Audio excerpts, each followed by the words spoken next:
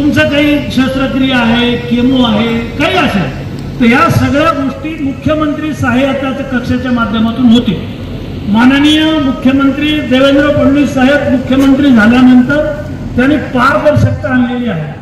महात्मा ज्योतिबा फुले जीवनदायी योजना आणि केंद्र सरकार माननीय प्रधानमंत्री नरेंद्रजी सरकारच्या मोदीजींच्या तिजोरीतून पैसा खर्च होणार आहे। कोणताही आजार असेल माननीय देवेंद्र फडणवीस आपले मुख्यमंत्री यांच्या राज्य सरकारच्या तिजोरीतून या सगळ्या शस्त्रक्रिया होणार आहेत। 50% पैसा केंद्राचा आहे, 50% पैसा राज्याचा आहे। शिबिर झालं तर शिबिरात सगळ्या तपासण्या केल्या जातील।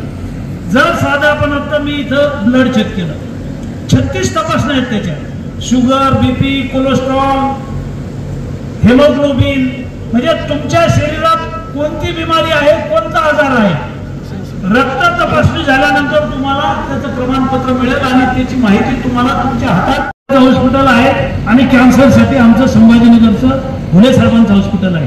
हे सगळं महिनाभर चालणार आहे। ज्यांना ज्यांना मोठा आजार निघाला घाबरू नका। पंतप्रधान नरेंद्र मोदीजींच्या तिजोरीतून माननीय देवेंद्र फडणवीस साहेबांच्या तिजोरीतून तुम्हाला कुठेही जायचं काम नाही। इथं आरोग्य कक्ष आहे, आमचे मुख्यमंत्री सहायता कक्षाचे डॉक्टर चव्हाण आहेत, त्यांच्याकडे इथं नोंद करा। आम्हाला कॅन्सरसाठी या दवाखान्यात जायचंय, आम्हाला अँजिओप्लास्टी करायची, बायपास सर्जरी करायची, ह्या सगळ्या नोंदी होतील। आणि ज्याला कोणाला वाटतं की कोणत्या हॉस्पिटलमध्ये करायचं तर मी तुम्हाला 3 चॉईस दिली। जालना डॉक्टर कोरडे साहेब त्यांचं हॉस्पिटल, परभणी प्रफुल्ल पाटील साहेब चांगलं मोठं हॉस्पिटल आहे। सगळ्या तपासण्या सगळे आजार मोफत आहेत।